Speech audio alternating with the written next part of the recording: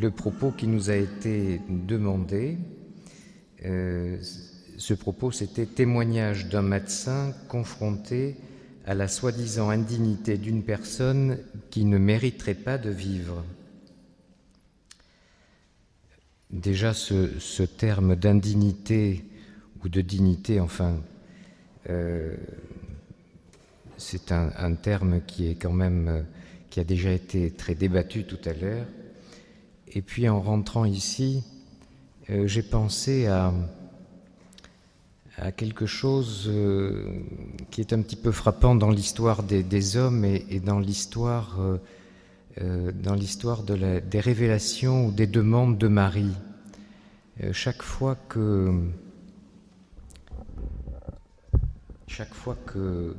Marie a demandé quelque chose, nous a demandé quelque chose, elle s'est adressée à des personnes qui paraissaient indignes, et à chaque fois dans des contextes particuliers. Je pense par exemple à Sainte Bernadette, dans une fin de 19e siècle, qui était très scientiste, très attirée par tout ce qui était sciences nouvelles, etc. Elle s'est adressée à une petite fille qui était inculte, qui ne savait pas lire et qui aurait été certainement considérée comme très indigne. D'ailleurs, le baron, je ne sais plus son nom, enfin vous avez peut-être ça en tête, qui était venu l'interviewer prenant les os à Luchon et qui était venu la voir en lui disant « Moi, grand scientifique », enfin il n'avait pas dit grand certainement, mais moi qui suis scientifique, je veux faire une enquête sur les apparitions, etc. Et il avait été très déçu parce qu'elle était, au début, effectivement presque incapable de répondre. Elle parlait certainement un français très maladroit, si elle le parlait d'ailleurs, je ne crois pas. Et donc, à chaque fois, la Sainte Vierge se sert pour répondre à quelque chose, il se sert de personnes comme ça. Et je pensais que dans notre monde actuel, qui se veut très rationnel, c'est plus que de la science maintenant qu'on demande, c'est des résultats, enfin bref. Je me demande si justement les personnes qui sont considérées comme indignes n'ont pas un message particulier de la part du ciel à nous transmettre, et donc s'ils n'ont pas une vocation particulière. Donc j'avais choisi quelques témoignages dans ce sens. Et puis je pense que le meilleur témoignage qu'on puisse faire, c'est un témoignage qui nous touche de près. Donc c'est pour ça que j'ai demandé à ma femme d'être à côté de moi aussi, parce qu'elle le racontera tout à l'heure, peut-être beaucoup mieux que je ne l'aurais fait. En fait, ce problème de confrontation du médecin par rapport à l'indignité ou la soi-disant indignité d'une personne qui ne mériterait pas de vivre, il se pose dans deux conditions très particulières, pratiquement que deux conditions. C'est pour les demandes d'euthanasie active pour les personnes en fin de vie, pour lesquelles on a donc trouvé des termes appropriés, puisqu'on pense qu'ils ne sont plus dignes. Vous savez que maintenant, donc, l'association pour au droit de mourir dans la dignité, c'est un terme qui est quand même relativement récent. C'est pas quelque chose qui est très ancien. Donc, on considère que les personnes qui sont en fin de vie ou qui sont inguérissables entre guillemets sont donc des personnes indignes. Donc, c'est un terme quand même très particulier, ça. Surtout quand on voit certaines personnes en fin de vie. Moi, j'ai travaillé un petit peu en soins palliatifs. C'est quand même bon. Et puis ça se pose dans une autre circonstance, c'est en fait le problème de l'avortement thérapeutique pour les personnes qui sont considérées comme atteintes de maladies incurables ou qui peuvent être handicapées ou pour lesquelles, etc., on pense qu'ils sont indignes de vivre. Mais en pratique courante, ces demandes-là ne sont pas les plus fréquentes pour les problèmes d'éthique et de vie. C'est la demande la plus fréquente, en fait, c'est la demande d'interruption de grossesse pour des motifs de convenance. C'est le problème auquel on est confronté le plus souvent, nous.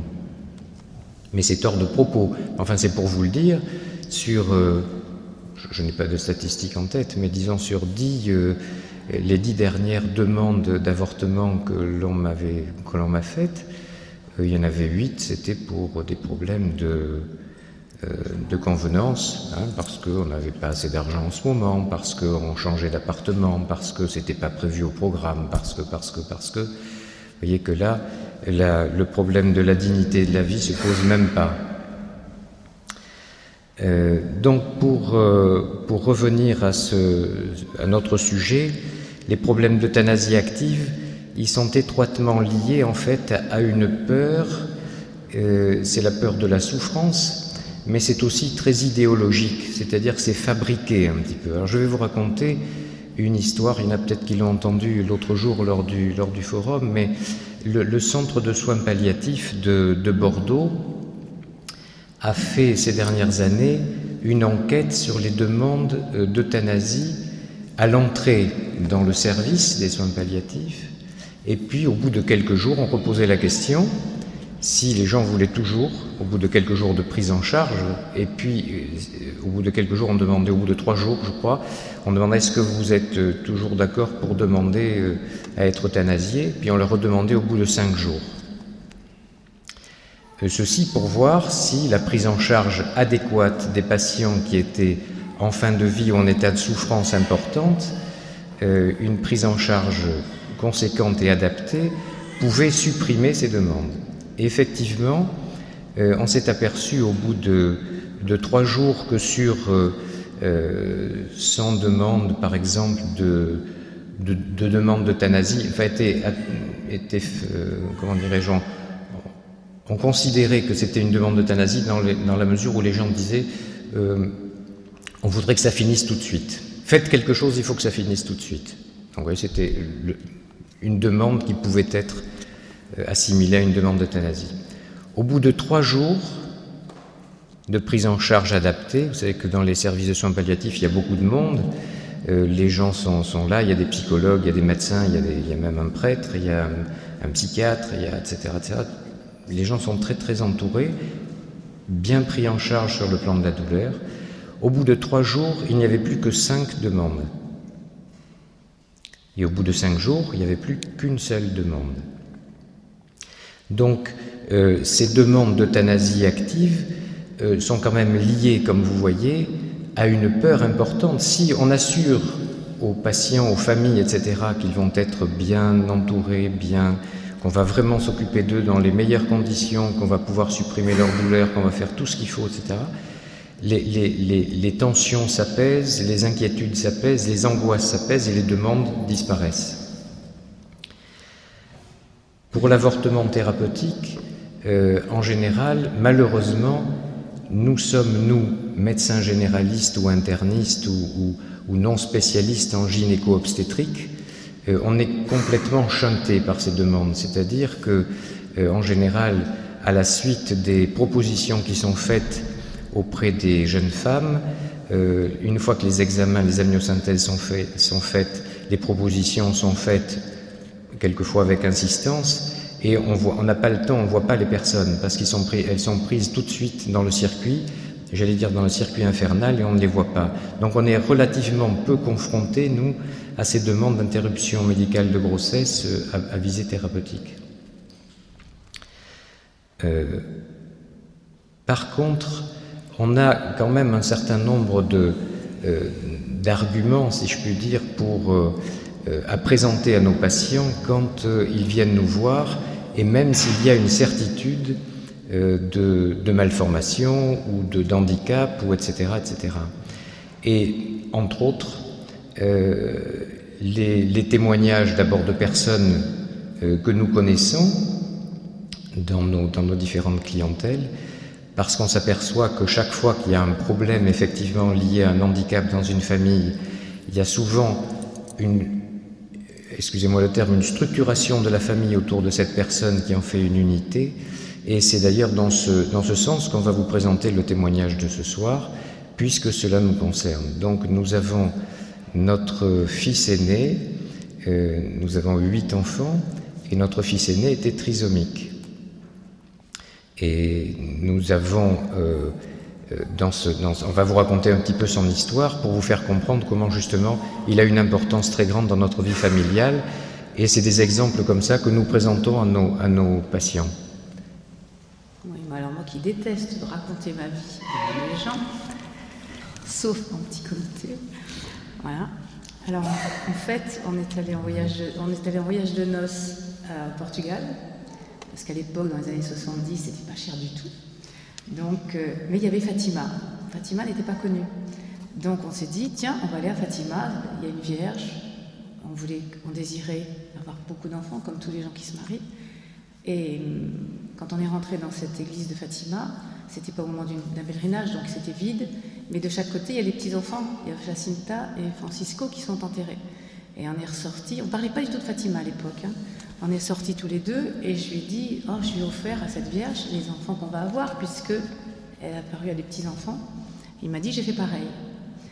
Bon, et puis on est rentré et on a eu notre premier enfant, Christophe, donc, et puis il n'y avait pas d'échographie, il n'y avait rien à l'époque, donc ça nous est tombé dessus comme ça. Et notre fils aîné, donc, était trisomique. Il est très beau, c'est pour ça que Paul me rappelle un petit peu Christophe, parce qu'il était tout blond comme ça, avec des yeux bleus. Et bon, et puis on nous annonce, déjà on accepte ça, et puis on nous annonce qu'il avait une cardiopathie énorme. C'était vraiment quelque chose d'assez important. Et donc il a été élevé, on s'est bien débattu avec lui pour qu'il mange. Il était tout rond alors qu'il aurait dû être tout maigre. Il était bien rond, bien en pleine forme. Et à l'âge de 16 mois, on nous dit, bon, il va falloir lui faire une petite pré-intervention. C'est pas grave, c'est rien du tout, vous verrez. Bon, on était très confiants. On a confié notre fils à ses médecins. Donc c'est pour ça que moi je suis un peu comme Dominique Paillet. Je n'aime pas tellement le corps médical. On leur a confié notre fils, ils nous l'ont pris, ils l'ont emporté, il était avec un petit vêtement d'hôpital qui était bleu et blanc, c'était mignon comme tout, et il devait être opéré le 12 octobre. Et le médecin passe, assez hautain, puis il dit, où il est le petit Gassa, il avait le dossier, mais c'est pas possible, c'est pas lui, parce qu'il le voyait tout rond, au milieu de tout, puis c'était pas comme maintenant, hein, tous les enfants étaient là, c'était un hôpital où tout le monde, on n'avait pas le droit de rester le soir, en fait c'était pas comme maintenant, hein. Et puis il dit, ben si c'est celui-là, mais il ne sera pas opéré le 12, non. Et il a le nez qui coulait, pas le nez qui coulait du tout, mais la Sainte Vierge sait ce qu'elle veut. Il a été opéré le 13, c'était le lendemain, le 13 octobre. Et nous on s'est dit, c'est super, la Sainte Vierge va le protéger, ça va être extraordinaire. Et en fait, la Sainte Vierge nous l'a pris ce jour-là, parce que le médecin, et ça c'est incroyable, mais j'ai réalisé ça il y a maintenant 2 ans, tout d'un coup j'ai dit à mon mari, mais c'était parce qu'il était trisomique qu'il a fait n'importe quoi. Je n'avais pas du tout réalisé. Et c'est à cause de tout ce qu'on raconte maintenant, ce qu'on dit par rapport à la trisomie, que j'ai réalisé que ce médecin avait fait n'importe quoi. Parce qu'on aurait fait un procès, on le gagnait notre procès. Ça s'est passé dans des circonstances épouvantables. Il s'est trouvé qu'il devait être opéré à 2h de l'après-midi. On l'a entendu hurler dans le bloc opératoire. Un enfant qui a une cardiopathie, il ne faut pas qu'il soit fatigué, il ne faut pas qu'il soit déshydraté. En fait, c'était vraiment... On l'a entendu hurler, on a dit mais c'est bizarre, puis c'est notre premier, donc on disait rien. Après, pour les autres, je me suis battue. Surtout qu'il était médecin, donc on disait les médecins ont horreur d'avoir affaire à des enfants de médecins. On se faisait tout petit. Et là, on voit arriver à 5h de l'après-midi le médecin, le chirurgien, qui arrivait pour l'opérer à cœur ouvert. Un enfant qui se débattait, qui hurlait depuis 3 heures dans le bloc opératoire, enfin en salle d'attente. Alors bien sûr, ça s'est pas bien passé. Il est sorti, il a dit à mon mari, ça s'est bien passé. On lui a dit, mais on aimerait bien aller le voir, parce que le professeur Lejeune nous a dit qu'il ne fallait pas laisser trop longtemps tout seul. Ah non, c'est pas la peine. Mais en fait, le temps qu'on rentre chez nous, à 45 km, chez mes beaux-parents, coup de téléphone, l'infirmière, oui, comme vous le savez, ça s'était pas très bien passé. Alors vous voyez, toutes ces circonstances qui font que, on se dit, vraiment, la Sainte Vierge s'est servie de cet homme-là, quoi, en fait, c'est ça. Mais c'était un enfant indigne aux yeux de cet homme-là. Mais à nos yeux, c'était un saint. Parce qu'effectivement, on a eu la chance, à ce moment-là, quelqu'un nous a passé, je ne sais pas si vous la connaissez, la lettre du père de Foucault. Est-ce que quelqu'un la connaît? Et si vous avez quelqu'un qui perd un enfant, il faut vraiment lui faire lire cette lettre. Ça remonte le moral des parents et le moral de la maman. Alors c'est le père de Foucault en 1900 qui écrit « Ma chère Mimi, de Nazareth, je sais que tu viens de perdre un enfant, toi, pauvre pèlerine sur la terre, je la connais presque par cœur, tu es la mère d'un saint. Et tout ce qu'il dit, c'est extraordinaire. Alors, il est le premier dans votre famille qui ne soit jamais passé sous silence. Lui, pauvre petit, il connaît tout, il a tout compris, avant vous tous, qui ne savez rien, lui, c'est tout. Ah, cette lettre, mais ça Vous dites, c'est vrai, mon fils est un saint, il est au ciel. Et du coup, cet enfant, moi j'avais perdu un petit frère en Afrique que je me rappelais très bien, donc c'est pour ça qu'on avait appelé mon petit-fils Christophe en l'honneur de mon petit frère, en souvenir de mon petit frère. Mais avec maman, on n'en parlait pas trop parce qu'il ne fallait pas faire de peine à maman. Enfin, là, notre Christophe, on en parle tout le temps. C'est le premier. Et dans la maison, il y a des photos partout. Et Marie-Gabrielle, la 8e, dit toujours « Je suis la 8e ». On lui dit « Mais pourtant, vous êtes 7 ». Non, je suis 8e. J'ai mon petit frère qui est au ciel. Il avait 16 mois, bon, tout ça. Et alors, c'est pour vous dire justement, c'est un indigne. C'était quelqu'un d'indigne. Il ne méritait pas de vivre. Cet homme-là n'a pas voulu que cet enfant vive. Mais notre famille ne serait pas ce qu'elle est s'il n'y avait pas Christophe. Et Lucie, Olivier peuvent en témoigner, notre famille ne serait pas ce qu'elle est. Parce que finalement, on a donc 7 enfants. Ils sont tous entre les mains du bon Dieu. Et ils sont tous, alors comme on dit maintenant, comme disent les jeunes, vos enfants sont tous catho-pratiquants. Je dis oui, j'ai presque honte de dire oui. Et ils ont tous, on a 23 petits-enfants, bientôt 24. Ça fait commencer, puisqu'il n'y en a que 5 de mariés sur les 7. Mais on a vraiment des joies et des... C'est vrai que depuis qu'on est mariés, on a eu pas mal de soucis. On a eu beaucoup de soucis, même sur le plan... Lucie, elle nous a fait quelque chose de très grave quand elle était petite. Mais il y avait toujours Christophe qui veillait. On priait tout le temps Christophe. Christophe tous les soirs, pour Christophe protège-moi. Mon beau-père, qui est donc à la tête de 25 petits-enfants, l'a nommé premier saint de notre famille. Il a fait une prière à son petit-fils. Donc il a toujours protégé mes neveux et nièces. Et il est toujours présent dans cette famille. Et c'est ahurissant de voir la présence de cet enfant indigne. L'unité. Et l'unité qu'il a créée. Bon, j'ai aussi une sœur handicapée. C'est vrai que toute ma famille, mes frères et sœurs, mes frères ne sont pas tellement pratiquants. On n'a pas tellement d'atomes crochus. Mais qu'est-ce qui fait notre unité? C'est ma sœur handicapée. Elle est IMC parce qu'elle a une jaunisse à la naissance. Donc elle a 60 ans. Mais on disait encore, l'unité de notre famille, de mon côté, c'est vraiment ma sœur, qui est la marraine de Lucie. Et notre fils aîné a créé cette unité non seulement dans notre propre famille, mais dans toute cette famille Salfranc, qui est très nombreuse. Et voilà, c'est parti donc d'un enfant qui n'avait aucune raison de... Alors on le prie tout le temps, même mes enfants, je me rappelle, Étienne, qu'il n'a pas connu, c'était leur frère aîné, Marine avec 3 mois quand il est décédé, et me disant, bon je pars, j'ai des examens, tout ça, mais j'ai prié Christophe, hein. Et tout le monde, on prie Christophe, même lui, sur le plan médical, il a eu 1 ou 2 fois quand même des interventions. Il s'est dit, qu'est-ce que je fais là? Parce que pour les médecins, quelquefois, il y a des cas de diabète, je ne sais pas trop, de coma, et il y a des erreurs qu'il ne faut pas faire devant un coma. Je ne connais rien, mais je sais que c'est ça. Et il disait, Christophe, aide-moi, que je fasse le bon geste. Et à chaque fois, c'est tombé bien. Voilà. Et puis voilà, enfin, il y a eu... On aurait raconté plein sur Christophe. Mais voilà, c'était quelqu'un d'indigne. Cet homme-là, alors j'avais du mal au début à me confesser. Je disais au prêtre, moi je ne peux pas pardonner à cet homme-là. Il me disait non, je ne vous demande pas vous ne pouvez pas oublier, mais vous devez le pardonner. Et c'est grâce à la Sainte Vierge que je pouvais lui pardonner, parce que je me disais au fond, elle s'est servie de lui pour nous donner ses saints, qui est mort le jour de Notre-Dame de Fatima. Alors c'est sûr que c'est pour ça que Lucie s'appelle Lucie. Hein. C'est pour ça que nous avons une grande dévotion à Fatima, justement. À cause de Christophe. Voilà. Donc, j'aime pas du tout raconter. Voilà. C'est Michel qui... Voilà, donc, c'est un exemple, mais j'en avais... On est un petit peu pressé, je ne peux pas vous en raconter beaucoup, mais j'en avais préparé d'autres de ma clientèle, de patients que j'ai connus, d'exemples dans lesquels, comme ça, une personne soi-disant indigne, soit handicapée, mentale même, j'avais 2 cas, soit une personne en fin de vie qui n'arrive pas à mourir. Donc tout à fait le cas de ce qu'on appelle mourir dans la dignité maintenant, enfin mourir dans la dignité ou dans l'indignité. Et c'est une personne qui vient de mourir, là, que vient de soigner Gonzague d'ailleurs. Et toute sa famille, c'est une personne, c'est incroyable. Elle a mis 2 mois, ou je ne sais pas combien, elle ne mangeait plus, elle ne buvait plus, elle a mis 2 mois à mourir. On aurait dû l'injecter, enfin, aux yeux du monde, c'était pas possible. La famille, au début, en avait assez, etc. Et elle a créé autour d'elle un espèce de mouvement. C'était un mouvement je sais pas, d'entraide, d'amitié, de tout ce que vous voulez, uniquement par sa présence. Elle ne parlait pas, elle ne communiquait pas. De temps en temps, elle ouvrait un œil. Je crois qu'il y a quelques jours, elle a dit quelque chose à Gonzague comme ça, mais en passant, c'était extraordinaire avant de mourir.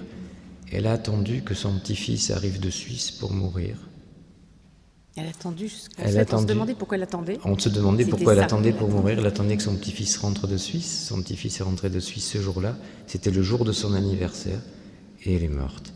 Mais elle avait créé autour d'elle, dans l'établissement où elle était, puisque c'est l'établissement dont je suis le responsable médical, elle avait créé une espèce de... Il y avait une ambiance particulière à cause de sa présence. C'est très curieux. Une présence bénéfique. Et il y a une infirmière qui est pas du tout croyante ni pratiquante et un peu, je sais pas, des idées un petit peu bizarres et ésotériques, elle doit faire un peu de je sais pas quoi, qui me disait c'est formidable hein, quand même, c'est formidable. Je lui dis qu'est-ce qui est formidable? Ben madame un tel là, parce que je lui dis pourquoi c'est formidable? Mais vous vous rendez compte, regardez comment on est tous autour d'elle, là, mais c'est merveilleux, alors qu'en fait bon, elle était en train de mourir tout simplement, mais elle avait créé autour d'elle. Vous voyez, toutes ces personnes qui sont indignes, elles ont quelque chose à transmettre, elles ont un message à transmettre. Je reviens à ce que je disais tout à l'heure, pour terminer, je crois que les personnes soi-disant indignes ont dans le monde actuel un message particulier, une vocation particulière, hein, une vocation. C'est vrai que le Seigneur s'est souvent servi des plus faibles comme ça, des plus petits, pour faire passer les choses, pour annoncer les choses, etc. Et peut-être que dans le monde moderne, c'est eux qui ont quelque chose à nous dire.